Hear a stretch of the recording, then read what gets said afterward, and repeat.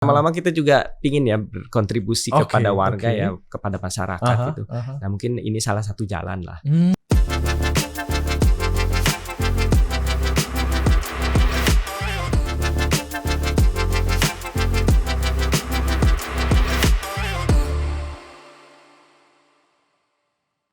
Yes, hari ini saya mendatangkan salah satu tokoh dunia yang saya pikir belum saya bahas secara detail gitu ya, atau mungkin salah satunya adalah industri atau bidang ini yang saya pikir juga harusnya memberikan satu inspirasi buat cerita-cerita Binusian. Saya mendatangkan salah satu tokoh di dunia arsitektur gitu ya. Apa yang dia buat tentunya yang pasti orang atau tokoh yang kita undang hari ini pasti sesuatu yang luar biasa. Kita akan lihat siapa dia. Atau saya biasa memanggilnya Pak Nugi atau Pak Nugroho. Bener ya? Iya. Namanya Nugroho. Terus kok tiba-tiba ada Pak Nugi? Gimana nih Pak ceritanya? Itu nickname saya lah. Oh, nama nickname. Ya. Kalau kata orang sekarang istilahnya nama panggung ya Pak ya? Iya. Apa kabar Pak? Sehat? Alhamdulillah sehat. Ya. Iya. Wah, ini situasi pandemi terus selalu menemani kita ya Pak ya. Apalagi masa-masa yang sekarang ini juga naik turun seperti apa gitu. Atau Bapak udah melihat bahwa ada angin segar dengan kondisi pandemi ini yang pada akhirnya wah ternyata hampir selesai atau bagaimana Pak melihatnya Bapak? Iya. Satu sisi memang ada masalah pandemi gitu ya. Tapi satu sisi kan kita juga harus terus bergerak ya. Iya, jadi mau nggak mau ya kita betul ya. Jadi sering disebut orang ya kita harus hidup dengan bersahabat dengan ini. Gitu ya. Tinggal kita dijaga dengan apa ya, dengan prokes gitu aja lah. Karena kita kan harus jalan terus kan. Iya. Nah, kalau saya sempat baca Pak, kenapa Bapak hadir di sini gitu ya. Jadi kenapa saya datangkan karena sekali lagi Pak Nugi ini adalah menjadi salah satu researcher yang masuk dalam 40 researcher Binus itu sendiri dalam rangka 40 tahun gitu ya, dari sekian yang ada masuk ke dalam kelompok 40 dan juga menjadi salah satu proyek Binus Riset untuk Nusantara. Iya, itu skema Pak, Brun ya. Sekali lagi selamat Pak. Iya, terima kasih. Saya pikir luar biasa Pak gitu. saya bangga terhadap tokoh-tokoh seperti Bapak ini. Apa sih Pak yang kemarin Bapak sempat buat gitu ya sehingga menjadi bagian dalam program Binus Riset untuk Nusantara itu sendiri sih Pak? Iya, jadi itu penelitian memang sebetulnya bukan saya sendiri ya, jadi tim ya. Jadi saya kan bertiga sama Bu Ira dan Bu Mila, tapi mungkin saya sebagai ketua penelitinya di saat itu. Nah, jadi di situ kami meneliti karena sekarang kan saya cerita langsung aja ya Mas ya ke latar belakang kami kenapa milih itu. Jadi karena sekarang kalau kita lihat kan banyak muncul kampung-kampung tematik ya. Ada kampung, kalau dulu kan kampung nelayan gitu ya. Tapi sekarang kan lari-larinya ke kampung, kayak kalau di Malang tuh ada kampung biru lah, kampung apa gitu ya. Nah, itu kampung-kampung tematik itu. Nah, kemudian di zaman pandemi ini juga muncul brand baru nih, Kampung Tangguh. Iya kan? Udah muncul kampung-kampung tematik gitu ya. Kampung tematik, kampung tangguh, terus ada kampung tangguh Covid gitu ya. Oke. Nah, tapi kita coba lihat sebenarnya kemarin tuh kepedulian kami itu dari sisi dasarnya sendiri untuk sebuah lingkungan hunian gimana gitu loh. Nah, jadi jangan cuma branding aja gitu loh ya. Meskipun memang di satu sisi membawa dampak positif lah, ada dampak positifnya ya, jadi destinasi wisata gitu ya. Kemudian akhirnya ekonomi masyarakatnya juga meningkat lah. Tapi jangan kita lupa bahwa dia itu sebuah perhunian ya. Sebuah hunian. Nah, terus kira-kira dari sisi huniannya sendiri sudah memenuhi syarat apa enggak gitu loh. Nah, jadi kemarin tuh kita ngelihat di sisi situ gitu loh. Kayaknya kalau branding semua sih mungkin gampang ya, tapi dari sisi huniannya gimana? Nah, kebetulan kemarin kita mencoba, karena kan nggak mungkin ya dalam jangka waktu yang kita kemarin penelitian itu bisa mewakili seluruh membranding sebuah kampung gitu ya. Jadi kita coba kampung yang ada di perkotaan aja dulu gitu. Makanya kita coba ngelihat kalau kampung di kota itu kayak apa gitu. Udah memenuhi syarat apa belum gitu ya. Ya memang terus kita coba persempit lagi di spot-spot kampung yang punya karakteristik seperti apa gitu. Jadi kalau kita lihat kayak sekarang ini ada Kampung Biru, bahkan saya lihat di daerah Depok juga ada Pak tuh ya. Iya. Di area jembatan baru itu ya, berbentuk lingkaran-lingkaran di sana gitu ya. Ada di branding juga gitu ya. Beberapa kampung yang lainnya juga seperti itu. Jadi kalau Bapak tuh justru di dalamnya ya Pak ya. Iya. Bahkan apa ini semacam membuat sebuah sistem yang akhirnya tematik itu tidak hanya sekedar melihat dari luar gitu ya, tapi memang ada hal yang dibangun ya Pak ya. Betul. Apa sih Pak yang dimaksud tadi isi Bapak itu? Sebelum jadi kita coba melihat sebelum kalian bikin kampung tematik udah sesuai belum sih nih huniannya gitu loh. Udah sesuai belum dengan kelayakan gitulah ya. Nah, jadi kita coba ngambil contohnya adalah sebuah kampung di kawasan perkotaan. Nah, kalau kita ngelihat kampung kan banyak ya Mas ya, ada kampung nelayan, ada kampung di pesisir, kampung di perbukitan dan sebagainya. Nah, kebetulan kalau kemarin kita coba menjadikan sebuah satu contohnya itu adalah di kampung di kawasan perkotaan gitu. Nah, kami berharap dengan coba melihat sebuah kampung itu harusnya kayak gini dulu nih kampung tuh, sesuai dulu dengan dengan syarat dia untuk menjadi tempat tinggal yang layak dulu, baru nanti di branding boleh lah gitu. Syarat-syaratnya apa sih Pak yang kemarin Bapak lihat dari melihat bahwa sebuah kampung yang baik itu seperti apa dan bagaimana pada saat kemarin meneliti? Oh ya, jadi mungkin kalau kita lihat kampung ini kan sebenarnya nama nama saja ya kampung. Sebetulnya dia kan adalah hunian di perkotaan. Cuma memang ciri khasnya kalau kampung tuh ada lebih ke budayanya agak lebih tradisional gitu ya. Terus memang kalau disebut kampung tuh agak-agak kurang teratur lah ya, karena mereka punya ada. Nah, sebenarnya kalau disebut kampung yang kayak apa sih sebetulnya yang baik itu, sebenarnya kalau kami melihat ada empat aspek dulu deh yang dilihat. Yang pertama itu legalitasnya dulu. Banyak kampung yang didirikan di tanah yang bukan miliknya. Nah, itu kita lihat harus kita lihat legalitasnya dulu. Kalau mereka sudah berdiri di kampungnya sendiri, di tanahnya sendiri, itu akan lebih mudah mengaturnya, jauh lebih mudah. Tapi kan banyak juga kampung yang berdiri di tanah negara lah misalnya gitu terus di tanah orang lain lah. Nah, jadi legalitas kita harus lihat dulu, karena kalau sudah dari masalah yang paling dasar itu dulu yang tidak memenuhi syarat, agak sulit. Bantuan pemerintah juga nggak bisa masuk karena tanahnya kan tanah orang lain. Berarti kan kalian ini kan warga itu kan berarti liar lah ibaratnya di situ. Nah, jadi legalitas yang kita lihat. Nah, kemudian yang kita juga harus acu adalah infrastruktur. Karena orang kait kita tinggal di rumah lah Mas. Ya kan kita butuh air bersih, kita butuh tempat untuk buang sampah, kita butuh listrik. Nah, begitu juga tempat hunian, lingkungan hunian itu. Jadi butuh infrastruktur dasar. Infrastruktur dasar itu ya air baku, air bersih, kemudian pengelolaan limbah, cara dia buang air kloset, terus drainase air hujan kemana larinya, jangan terus dibuang ke tanah aja begitu saja gitu ya. Terus air dari kamar mandi kemana gitu. Nah, itu yang kita lihat. Terus bagaimana mereka mengelola sampah. Nah, infrastruktur dasar aja dulu yang mungkin agak kurang kita kadang-kadang nggak ngelihat itu gitu. Yang penting justru itu yang menjadi dasar gitu. Nah, terus air hujan, sampah dan sebagainya. Itu infrastruktur listrik gitu ya. Itu mungkin menjadi penting. Nah, terus sudah itu infrastruktur dasar ya mungkin bangunannya. Nah, baru bangunannya nih. Kalau bangunannya kemudian kalau terlalu rapat, terus persyaratan lingkungan bangunannya sendiri, misalnya dia harusnya kan rumah kita kan kamar aja kita kan pinginnya ada jendela gitu, dapat sinar matahari, kemudian ada kita kalau buka jendela ya ada udara luar masuk lah gitu, bertukar udara gitu. Itu juga dari sisi bangunannya. Nah, kalau dari situ kita bisa lihat lagi ke aspek keamanan, kenyamanan, amenities lah ya, itu misalnya ada bangku taman, terus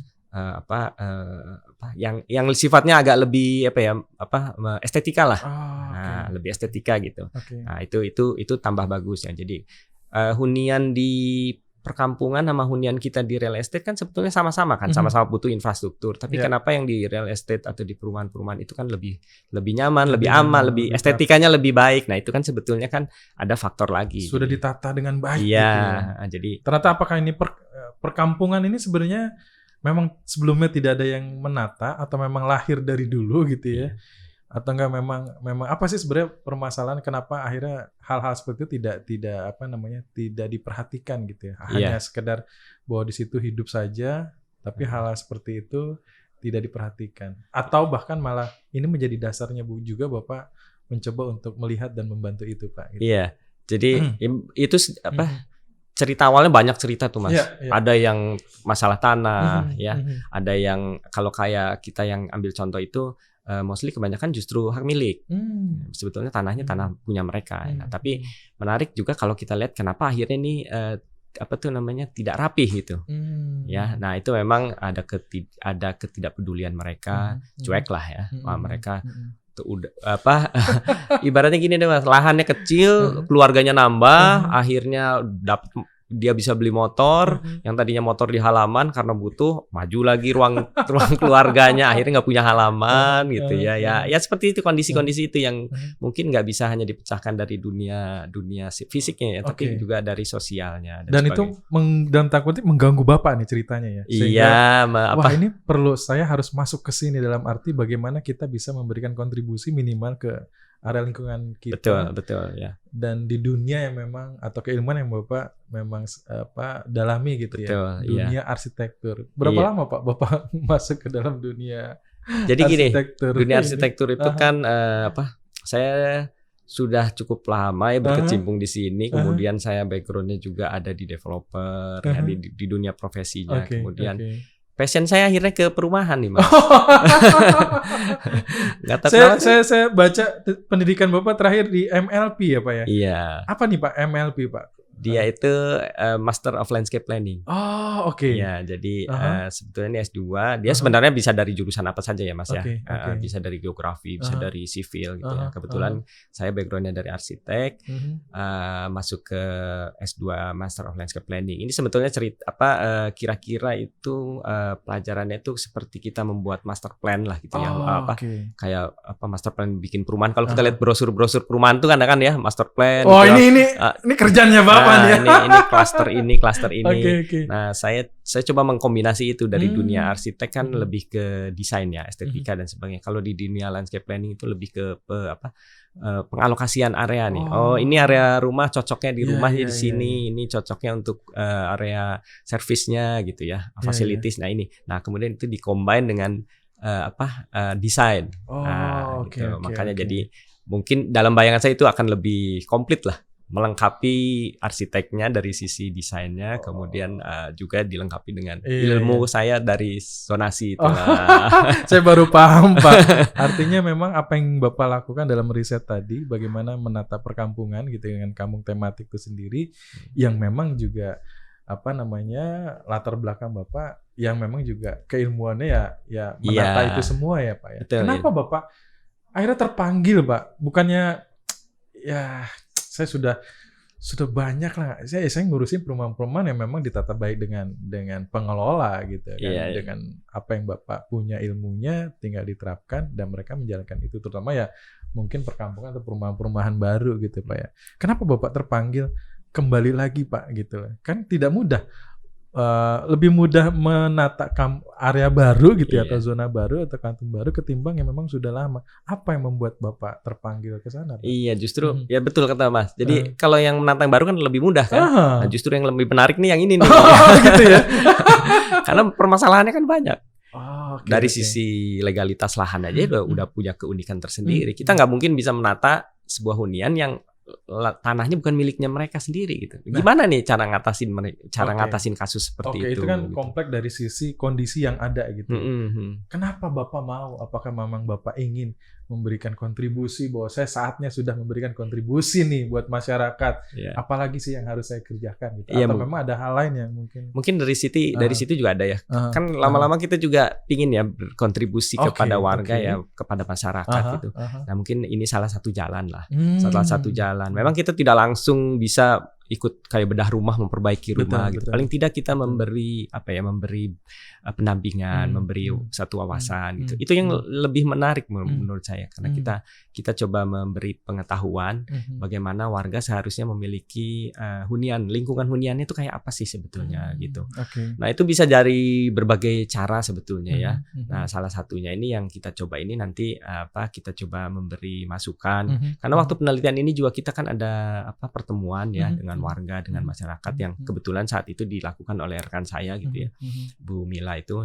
Nah dari situ kan timbul ini ya interaksi dengan warga. Yeah. Kita menceritakan maksudnya mereka juga mungkin ada sebuah pengetahuan yang mereka dapat gitu. Dan kita juga dapat masukan dari mereka gitu. Nah itu sebetulnya kenikmatan buat saya terutama ya kalau saya pribadi gitu ya. Itu buat saya sih itu jauh lebih lebih banyak belajar gitu. Banyak belajar, banyak kenikmatan buat saya menyenangkan orang lain gitu ya kalau bahasa idealnya gitu ya. Membuat orang bahagia itu itu jauh lebih nikmat sangat luar biasa ya Pak. Iya. Waduh. Nah kaitannya dengan yang tadi ya Pak, bahwa memang keilmuan Bapak ya, Bapak merasa bahwa terpanggil untuk bisa memberikan kontribusi gitu ya, dalam hal ini bagaimana bisa memberikan dampak buat masyarakat gitu ya Pak ya. Nah apakah ini juga saya tahu penelitian ini sudah berapa lama Pak Bapak lakukan? Sebetulnya ini kan penelitian yang tematik ini, yang kamu tematik ini, itu kita lihat roadmap-nya kami dulu ya. Roadmap-nya kami itu dari permukiman gitu ya, tentang hunian, tentang perkampungan dan sebagainya. Jadi kita ngelihat alir besarnya dulu. Nah, roadmap-nya kami, kelompok kami itu. Nah, jadi pinginnya sih ke permukiman terus. Nah, kebetulan ini berkembang terus. Jadi kalau kita tahun-tahun kemarin mengerjakan penelitian tentang kenapa sih bangunan rumah itu bisa kemudian berubah gitu, berevolusi gitu. Nah, itu kita tahun-tahun kemarin. Nah, itu kemudian sekarang kita coba masuk bukan karena didorong sama kondisi pandemi dalam 2 tahun belakangan ini, Pak? Atau memang sudah? Iya, memang sudah ada roadmap-nya. Kedua ya kita nggak mungkin melakukan sebuah kayak kemarin tahun ini kan nggak mungkin penelitian yang berkunjung ke site gitu ya. Jadi itu juga yang kita coba sikapi gimana nih kira-kira ada kendala apa nih di zaman yang seperti ini ya. Makanya kita coba disesuaikan lah. Nah, kebetulan cocok. Kalau lihat pandemi ini kayaknya banyak kampung tematik nih, bener apa kampung tematik gitu ya. Bener. Nah, kita coba coba kita lihat. Ya artinya kan kepedulian masyarakat mungkin juga terhadap lingkungannya sekarang mungkin lebih aware ya Pak ya, bahwa masalah kesehatan, masalah hal-hal yang kaitannya dengan tadi lingkungan harus bersih segala macam dituntut gitu ya, karena kondisi bahwa virus ini ada di mana-mana gitu ya mungkin itu juga akan lebih mudah kali ya Pak kerjasama dengan masyarakat kali ya dengan penelitian yang Bapak lakukan itu gitu. Iya, coba sejalan. Kalau kita lihat kan kemarin kita kan harus cuci tangan terus ya Mas. Itu betul ya. Tapi kan kemudian banyak disikapi masuk ke gang aja dikasih wastafel. Tapi mereka nggak tahu buangnya itu terus kemana itu. Tuh, ada yang buang langsung ke jalan gitu ya. Ada yang masuk masuk ke drainase tapi terus nggak tahu drainasenya itu kemana. Sempat ada penyesuaian dari sisi penelitian itu sendiri Pak? Artinya perspektifnya atau angle-nya agak dirubah? Nah, maksudnya kita ngelihat trennya seperti itu gitu. Yang penting di Dunglut Gang tuh ada wastafel deh gitu ya mereka itu ya. Jadi tadi kan menyinggung Mas kan kepedulian masyarakat memang ada muncul gitu ya. Tapi terus mereka tuh bagaimana sih menempatkan wastafel itu gitu ya. Tidak sekedar hanya ada aja gitu ya cuci tangan ya maksudnya bersih di saat itu buat dianya sendiri, tapi mungkin tidak bersih buat lingkungannya gitu. Air limbahnya itu kemana gitu. Nah dari situ makanya kita ngelihat latar belakang ini kalau gini nanti gimana nih bisa kayak kita harus pakai masker gitu ya Mas. Nah tapi limbah kan jadi masalah kan sekarang ya. Nah jadi kita mungkin ngelihat dari situ. Nah terus kita ngelihat dari kondisi tren seperti itu. Nah berarti coba deh kita lihat dulu contoh kasusnya di tempat yang menjadi objek kita di kampung di Surabaya ya, kemudian kita coba lihat akhirnya seperti ini gitu. Oke. Tapi memang waktu penelitian kita tidak menusuk langsung ke kampung Covid ya, kampung yang berkaitan sama Covid, tapi kita coba melihat dulu gimana sih harusnya nih kampung kota itu harus ditata gitu loh. Tapi ditatanya mungkin tidak fisik dulu Mas, karena itu kan perjalanan panjang ya sebetulnya. Nggak mungkin kita coba dalam karena kan penelitian kemarin kan ada waktunya ya sekitar 6 bulan, kemudian di saat pandemi juga. Jadi kita coba ambil segmen kecil aja dulu. Gimana sih penataan kampung? Kita coba lihat dari sisi infrastrukturnya dulu deh. Nah, harusnya seperti apa sih gini gitu. Nah, nanti mungkin insya Allah harapan kami kalau tahun depan kita ada kesempatan ikut riset lagi, kita bisa masuk ke segmen yang berikutnya gitu. Wah, kalau saya lihat sih sebenarnya luar biasa ya Pak ya. Artinya kita kan juga sekarang bergerak, ada istilahnya RT RW gitu ya Pak. Bagaimana RT RW ini juga digerakkan untuk bisa tadi ya menata perkampungan dan sebagainya gitu ya. Dan saya pikir juga ini inisiatif proyek yang luar biasa Pak gitu. Artinya harusnya banyak Pak Nugi dan tim yang lainnya gitu loh Pak. Iya. Karena ya itu tadi kan dari sisi keilmuannya tepat, lalu juga memikirkan bagaimana perkampungan yang sudah mulai aware terhadap lingkungannya sendiri, terutama warganya gitu ya, dan tidak serta-merta juga dia bisa melakukan sesuatu gitu. Perlu ada mentoring gitu kan, perlu ya istilahnya pendampingan dengan para ahli dan lain sebagainya gitu ya. Nah, warga sendiri Pak, penerimaan pada saat Bapak mencoba untuk masuk ke dalam penelitian yang ingin ditawarkan ke perkampungan itu seperti apa? Ya, jadi kami kan kemarin melakukan riset ini kan bertiga ya. Saya selaku ketua, kemudian ada satu rekan kami Bu Mila, Yanita Mila, kemudian ada satu lagi Ibu Ira. Nah, kebetulan kami backgroundnya adalah arsitek, kemudian Bu Ira itu interior. Nah, kalau kita lihat tadi komponen penataan hunian kampung itu kan ada infrastruktur, kemudian ada bangunan sendiri. Nah, kami berharap dari kami bertiga dengan dua disiplin ilmu itu bisa bisa ikut memberi pencerahan lah. Nah, jadi dari sisi bangunannya sendiri yang tadi saya ceritakan, mudah-mudahan bisa disupport oleh wawasannya dari bidang arsitek dan interior. Nah, terkait dengan bagaimana feedback dari masyarakat sendiri, karena kemarin yang kebetulan yang bertemu dengan warga langsung itu Ibu Mila, rekan kami.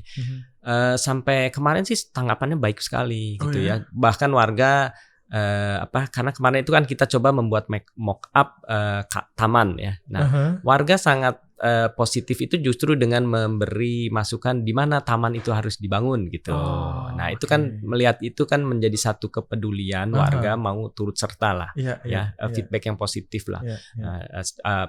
Salah satu aplikasinya adalah dengan memberikan tempat gitu, memberikan solusi gitu ya. Di mana lahan yang cocok buat menempatkan taman itu. Itu feedback yang menarik.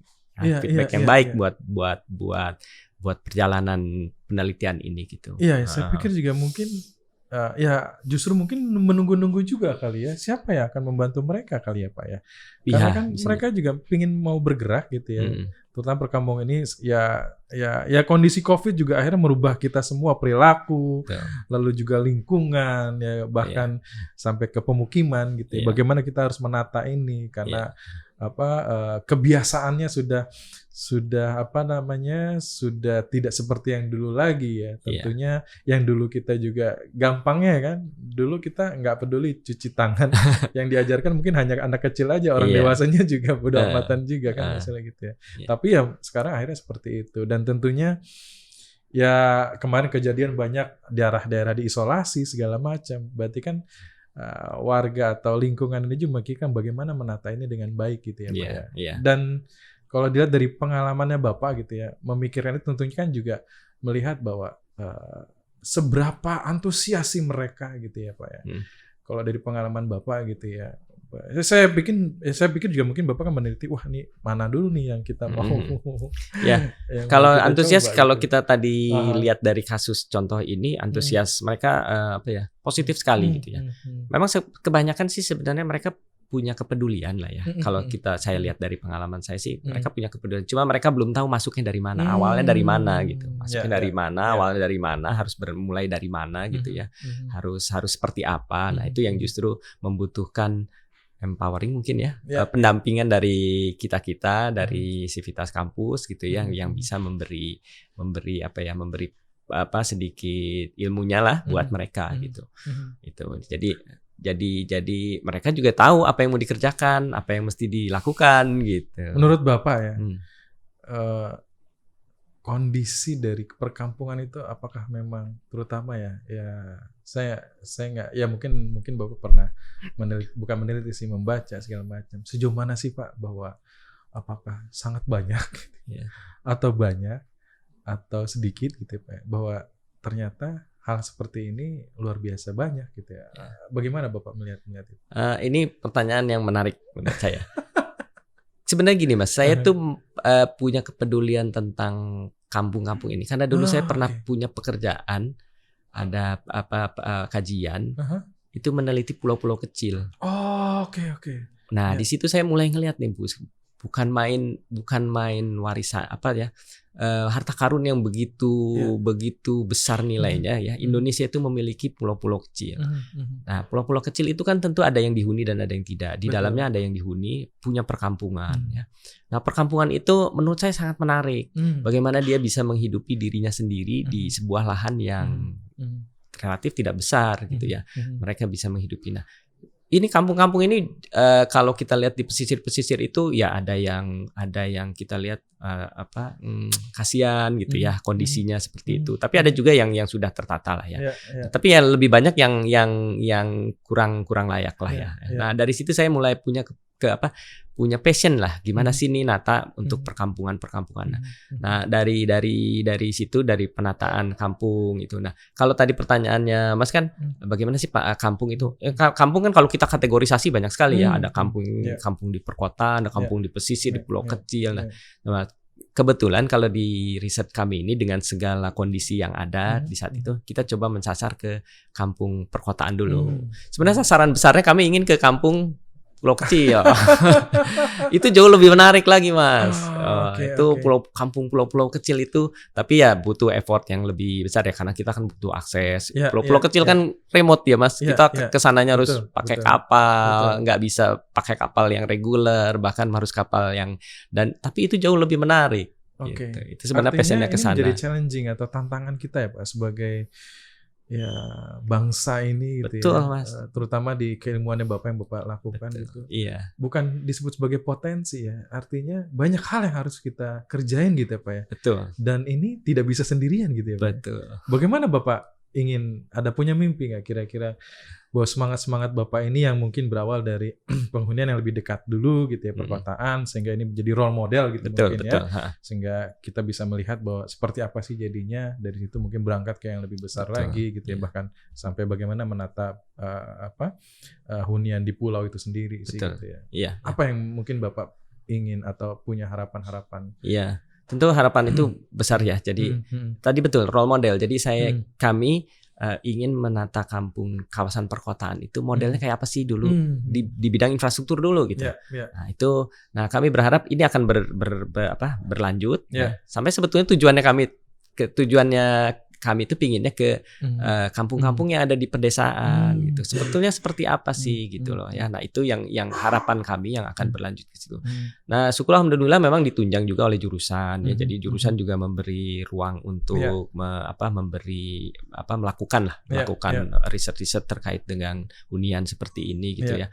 Nah, kemudian ini ya akhirnya ketemu jodoh lah Mas. Jadi akhirnya kita berharap ini akan berlanjut ya sampai tujuannya ke situ, ke karakteristik perkampungan yang lebih remote. Itu tujuannya ke situ. Menarik nih. Iya. Kapan-kapan boleh dong saya diajak untuk surveinya? Boleh. Ke pulau-pulau yang menarik ya Pak ya. Udah pernah ke Raja Ampat belum? Aduh, Raja Ampat belum. Kalau kampungnya cantik luar sekali. Biasa ya. Saya pernah ke Labuan Bajo juga. Mereka ya luar biasa sebenarnya punya daerah atau wilayah yang sangat luar biasa. Betul Mas, betul. Tinggal bagaimana pemukiman dan lingkungan ini mendukung itu gitu. Betul. Ya, bisa didukung supaya orang lebih nyaman. Betul. Dan ya lingkungannya juga lebih baik itu sendiri.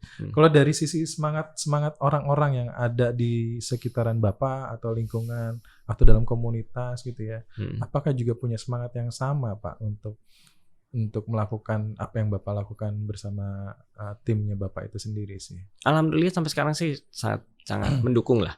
Ya saya coba lihat dari jurusan juga memberi ruang yang begitu lebar ya untuk kami berkiprah. Kemudian kebetulan Bu Mila, Bu Ira juga kan akan BINUS sendiri, jadi saling menyambut gitu ya, dan juga punya ruang gitu. Artinya kita saling mendukung lah. Iya. Sangat. Di luar Pak? Oh di luar juga. Pernah ngajak teman-teman di luar dari lingkungan yang sekarang ini jurusan atau di BINUS sendiri Pak? Sebetulnya kita lebih konsentrasinya di BINUS. Oke. Nah, gitu. Tapi kalau itu tidak menutup kemungkinan ketika kita masuk ke perkampungan yang agak lebih karakteristiknya lebih beda nih, kayak pulau kecil tadi Mas. Itu tidak bisa diselesaikan dari arsitektur aja. Betul ya. Artinya ada kayak ekosistem yang sebenarnya nanti juga akan akan ada dan tentunya tadi ya dari perspektifnya atau angle-nya juga berbeda, bahkan keilmuannya juga mungkin bisa bermacam-macam ya Pak ya, untuk hal itu ya. Bisa berkombinasi. Bisa ya, oke.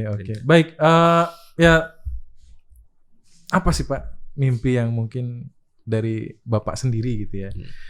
Apa yang Bapak lakukan sekarang ini?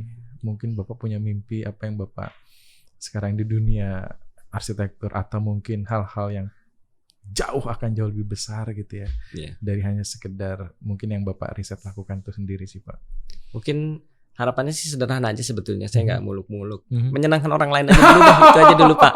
Mas, itu ya. Gitu ya? Tapi khususnya mungkin dari apa yang bisa kita berikan, sumbangsi apa yang kita berikan gitu ya. Ya contoh kecilnya ya seperti yang kami lakukan di penelitian ini gitu. Sumbangsi kecil aja dulu yang paling tidak bikin mereka seneng, bisa bermanfaat, tidak cuma sesaat gitu ya. Nah, kalau mimpi besarnya ya tentu kita punya mimpi besar ya. Ya kami pingin ya memberi role model, punya model lah ya, model penataan kampung dari berbagai macam karakteristik. Itu sih sebetulnya kepinginnya, tapi mudah-mudahan ada umur ya. Ada menjadi ini Pak, Bapak Kampung Indonesia. Jaya itulah brandingnya ya.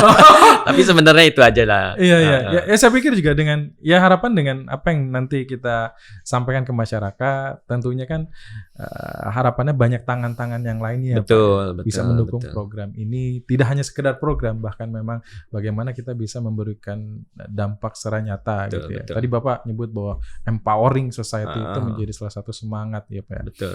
Nah, apakah ini juga menjadi penerjemahan empowering dirinya Bapak nih untuk bisa menjadi bagian, karena di BINUS sendiri kan sedang mendorong bahwa semangat empowering itu harus ada di dalam jiwa BINUSian itu sendiri sih Pak. Iya, mau tidak mau itu udah langsung keangkat ya.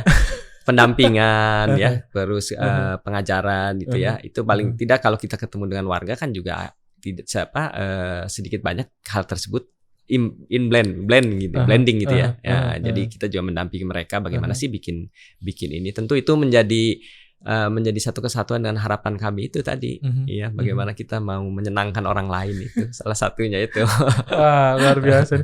Pak, saya jadi penasaran, pengen kamu di daerah Surabaya Pak ya, yang Bapak menjadikan role model itu ya. Kapan-kapan ajak Pak Surabaya. Boleh. Boleh. Iya.